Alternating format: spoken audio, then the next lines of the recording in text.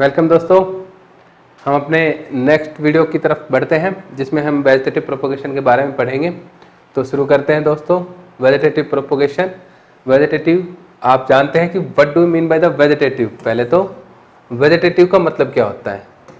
तो वेजिटेटिव का मतलब होता है दोस्तों all plant part except flower like root stems leaves are called vegetative parts in plant. This vegetative word use for the plant.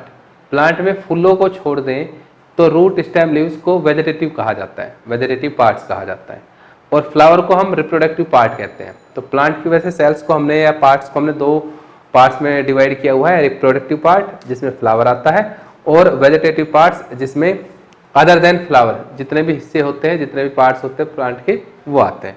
Now vegetative propagation. Vegetative propagation means vegetative parts यानी कि root stem leave से plant का नया individual तैयार करना या plant से नए पौधे का जन्म होना वेजिटेटिव प्रोपोगेशन कहलाता है। उसमें हम चलते हैं आगे। There are many plants in which parts like root stems and leaves develops into new plant under appropriate condition. तो जैसा कि मैंने बताया कि vegetative parts other than flower, चाहे वो रूट है, स्टेम्स है और लीव्स है, तो प्लांट में vegetative parts root stem leaves से एप्रोप्रिएट कंडीशन के दौरान और न्यू प्लांट प्रोड्यूस करने की जो प्रोसेस है that is called vegetative propagation. Unlike in most animals, animals के अलावा, जैसे कि एनिमल्स को हम कहते हैं unlike the animals, plant can Indeed use such A mode for reproduction, कि प्लांट इस मोड को रिप्रोडक्शन के तौर पर यूज कर सकते हैं, एनिमल्स नहीं कर सकते कि एनिमल्स अपने वेजिटेटिव पार्ट से रिप्रोड्यूस करें, ऐसा नहीं होगा। This property of vegetative propagation is used in method such as layering, grafting to grow many plant like sugarcane, rose, grapes for agriculture purpose। यहां तक देखिए, तो ये जो वेजिटेटिव प्रोपोगेशन का मेथड्स है, जैसा इसने बताया, this property of vegetative propagation, vegetative propagation की यह प्रॉपर्टी यूज की जाती है, इस मेथड को इस्तेमाल किया जाता है लेयरिंग में। लेयरिंग का मतलब क्या होता है? लेयरिंग मीन्स अगर ये प्लांट है, इसकी बहुत सी ब्रांचेज हैं और ये सॉफ्ट वाला प्लांट है, तो इसकी दिस इज द लैंड, तो इसकी किसी ब्रांच को इस तरीके से जमीन में झुका दिया जाता है और फिर उस पर मिट्टी डालकर इस तरीके से, तो कुछ दिनों बाद यहाँ पर इसमें रूट डेवलप हो जाती है। This method is called layering. तो इसे हम क्या कहते हैं? लेयरिंग। अब स्टेम से नया पौधा प्राप्त किया गया है, स्टेम से नया प्लांट बनाया है, this is called vegetative propagation.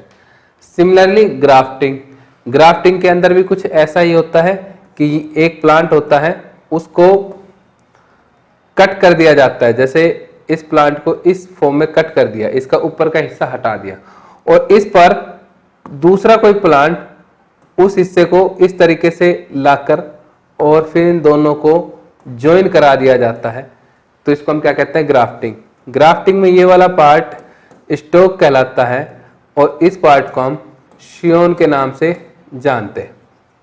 ठीक है, तो ये दो, अब ये भी देखो स्टेम से ही नया प्लांट प्रोड्यूस किया गया, दो अलग अलग प्लांट को ज्वाइन कराया गया और यहाँ पर एक ब्रांच से ही नया प्लांट प्रोड्यूस कराया गया, तो इन दोनों प्रोसेस को हम क्या कहते हैं? Layering and grafting. Layering and grafting के अलावा इस प्लांट से प्लांट्स के अदर वेजिटेटिव ऑर्गन्स जैसे कि रूट स्टेम लीव से भी प्लांट अलग अलग तरीके से प्राप्त किए जाते हैं और वो कुछ इस तरीके से है जिससे कि आपकी बुक्स के अकॉर्डिंग हम चलेंगे। Plant raised bye vegetative propagation can bear flowers. ऐसा नहीं है कि प्लांट जिसको वेजिटेटिव प्रोपोगेशन से बनाया गया उसमें फ्लावर नहीं आएंगे, उनमें फ्लावर होते हैं, फ्रूट्स भी होते हैं। Earlier than those production from the seeds, उनकी बजाय जो सीड से पैदा किए गए।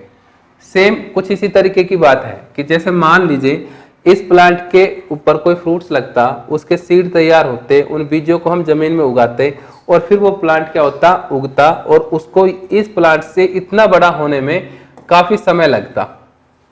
जबकि ये प्लांट जो वेजिटेटिव पार्ट से बनाया गया है, इसको इतना बड़ा प्लांट हमने कुछ सप्ताहों के अंदर बिना सीड की हेल्प से बना लिया।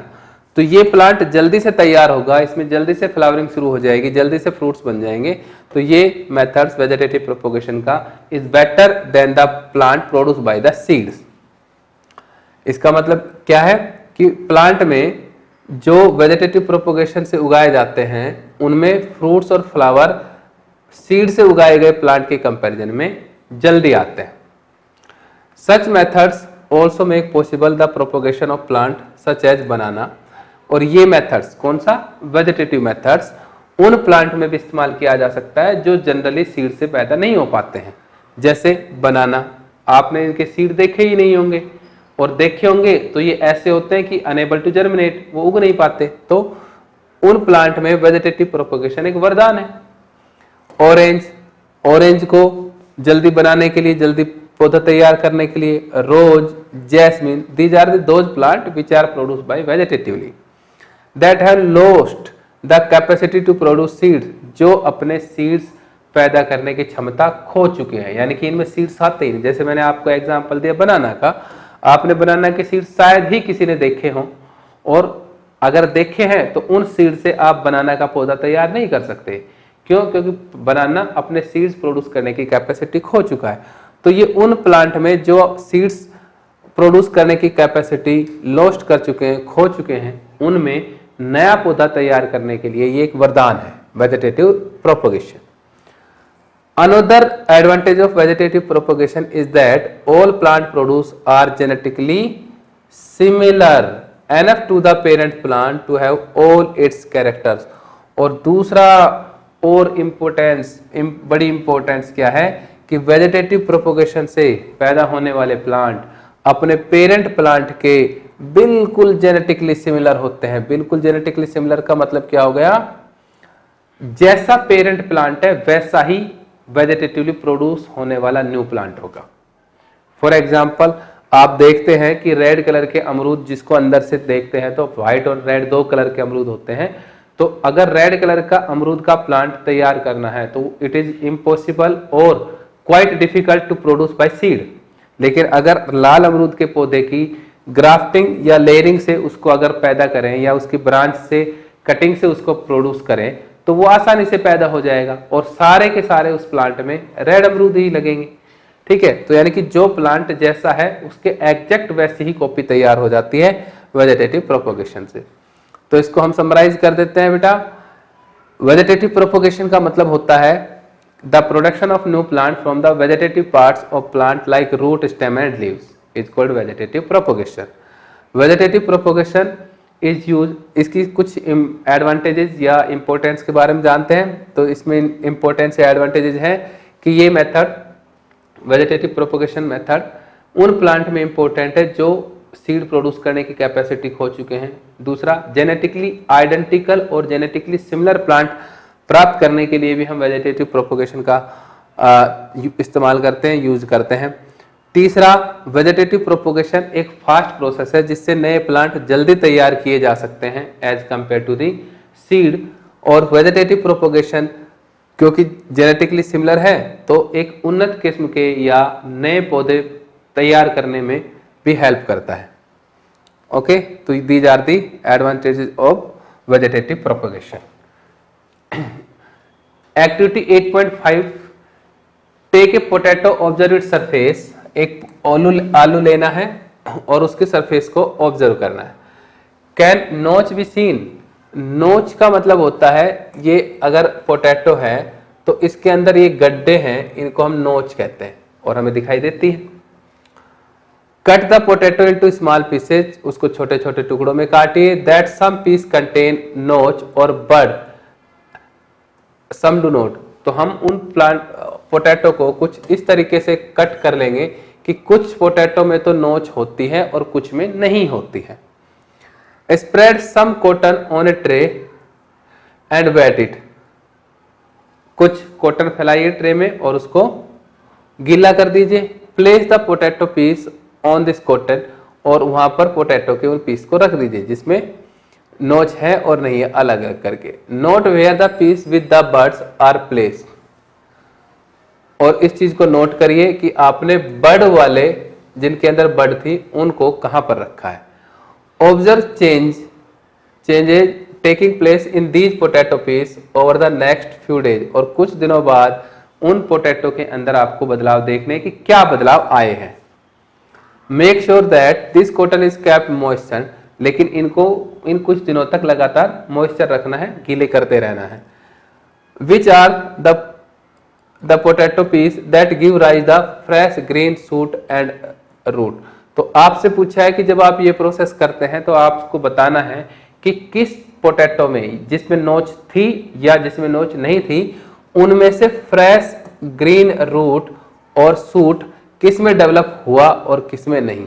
तो इसका आंसर यही है कि जिन प्लांट में, जिन पोटैटो में नोच प्रेजेंट थी वहां से सूट डेवलप हो जाते हैं, यानी कि उनमें सूट और रूट डेवलप होते हैं।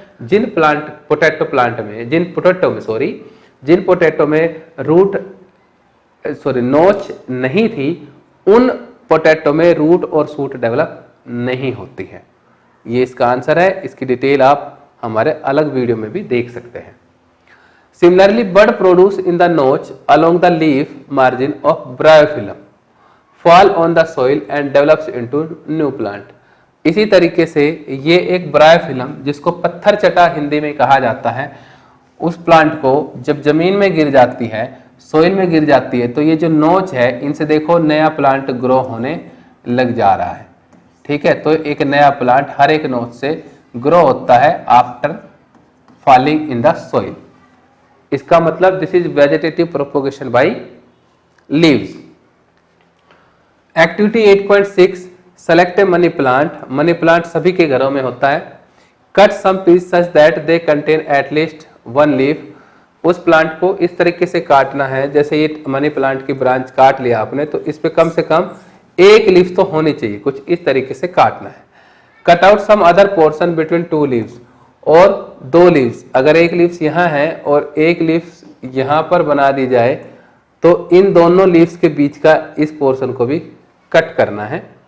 Dip one end of the piece in water and observe over the next few day. एक एंड को पानी के अंदर रख देना है और कुछ दिनों तक आपको ऑब्जर्व करना है।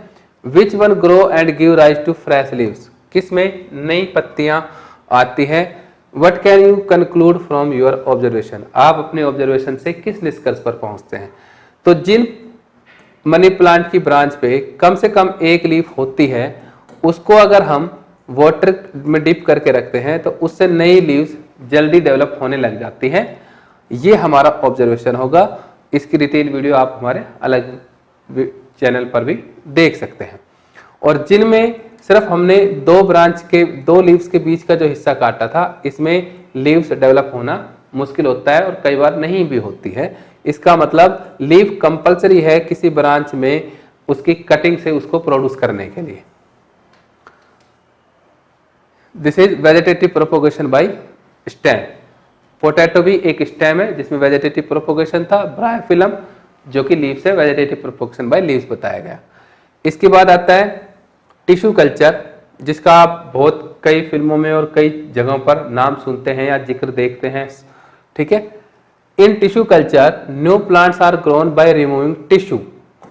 जैसा कि नाम है टिश्यू कल्चर, टिश्यू मतलब टिश्यू और कल्चर मतलब ग्रो करना, कि नए प्लांट ग्रो किए जाते हैं बाय रिमूविंग टिश्यू, किसी पुराने प्लांट से टिश्यू को अलग करके, और separating the cells from the growing tip of the plant, और सेल जो कि टिप पर होती है उनको अलग करके, ग्रोइंग टिप। ठीक है, वहां से, यानी कि प्लांट की जो बिल्कुल, जैसे अगर ये प्लांट है तो इसकी इस टिप को अलग करके, ग्रोइंग टिप यही हो गई, इसको अलग करके सेल्स को और टिश्यू कल्चर के लिए इस्तेमाल किया जाता है। The cells are then placed in artificial medium which divided rapidly to form the small group of cells called callus. एक ऐसा आर्टिफिशियल मीडियम जिसमें सारे के सारे प्लांट ग्रोथ रेगुलेटर प्रेजेंट होते हैं, न्यूट्रिएंट्स प्रेजेंट होते हैं, उसके अंदर उन सेल को डिप करना है। और जब वो सेल को डिप करते हैं तो सेल क्या करती है कि पहले तो वो सेल ऐसा लगेगा जैसे डिकम्पोज हो गई, और फिर वो रैपिडली डिवाइड होती है और अनडिफरेंशिएटेड मास बनाती है। उस मास के, अनडिफरेंशिएटेड मास को हम कैलस कहते हैं, यानी कि ग्रुप ऑफ सेल्स, यानी कि undifferentiated mass. is called callus. The callus is transferred to another medium containing hormones for growth and differentiation. अब इस कैलस को दूसरे मीडियम में ट्रांसफर कर दिया जाता है। उस मीडियम में ग्रोथ और डेवलपमेंट के लिए जो हॉर्मोन्स जरूरी होते हैं वो प्रेजेंट होते हैं।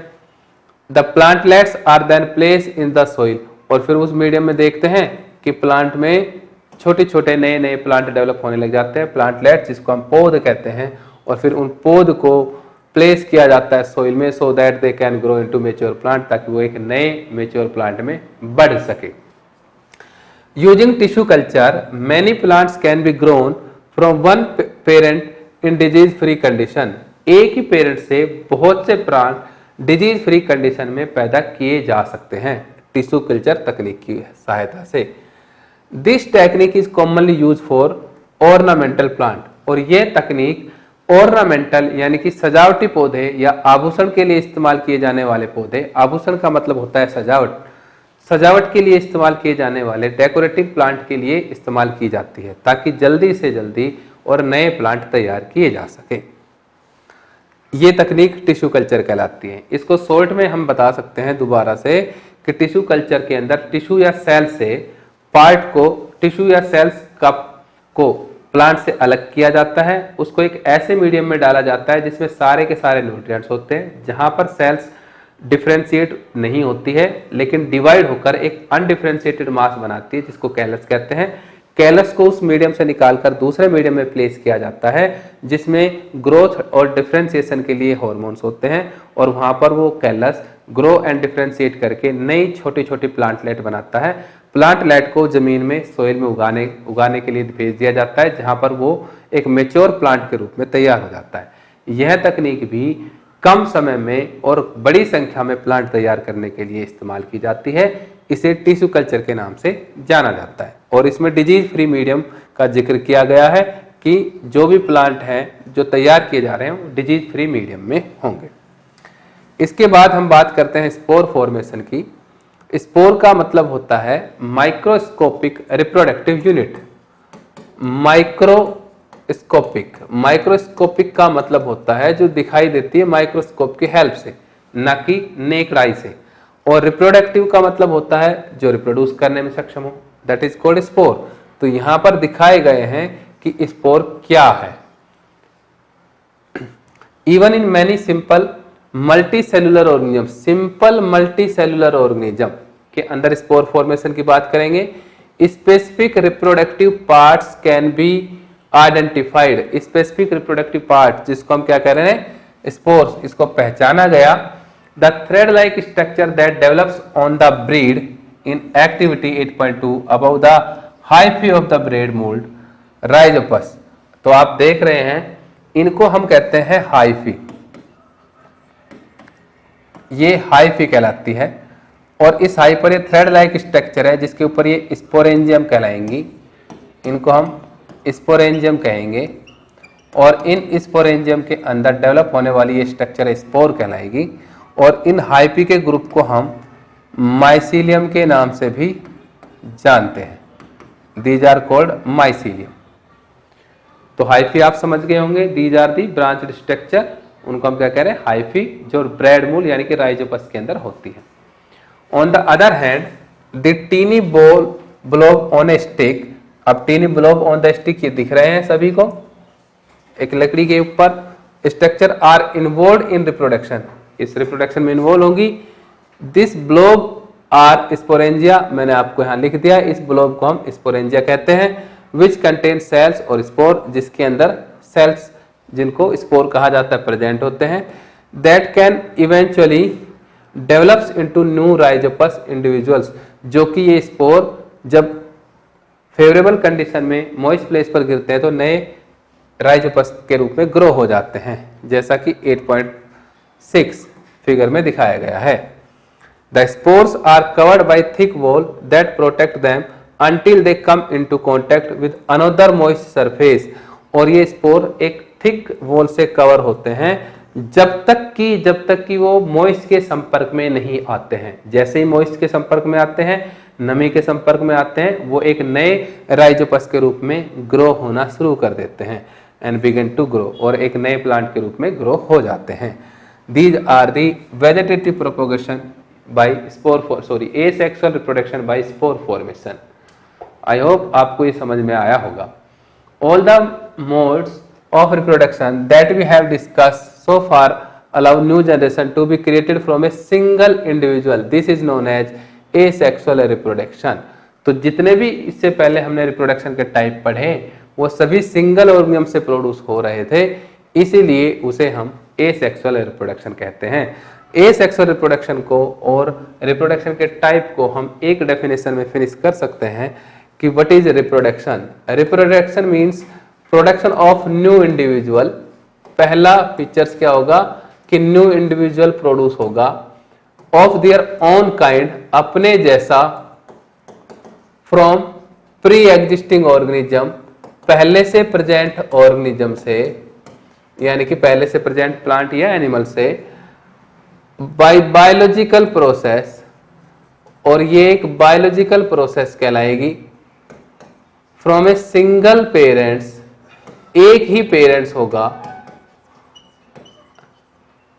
है ना, विदाउट फ्यूजन ऑफ गैमेट्स या using their vegetative cells, that is called asexual reproduction. यानी कि ये सारे के सारे एसेक्सुअल रिप्रोडक्शन के फीचर्स हो गए. Means formation of new individuals of their own kind by single parents using their vegetative cells is called asexual reproduction. Asexual reproduction के प्रकार में हमने पढ़ा है फिजन, पढ़ा हमने budding, spore formation, vegetative propagation, regeneration, ये हमने टाइप्स पढ़े. ठीक है, इसके साथ ही हमारा रिप्रोडक्शन का पार्ट, एसेक्सुअल रिप्रोडक्शन का पार्ट यहाँ पर खत्म होता है. नेक्स्ट वीडियो में मिलते हैं आपसे सेक्सुअल रिप्रोडक्शन के लिए.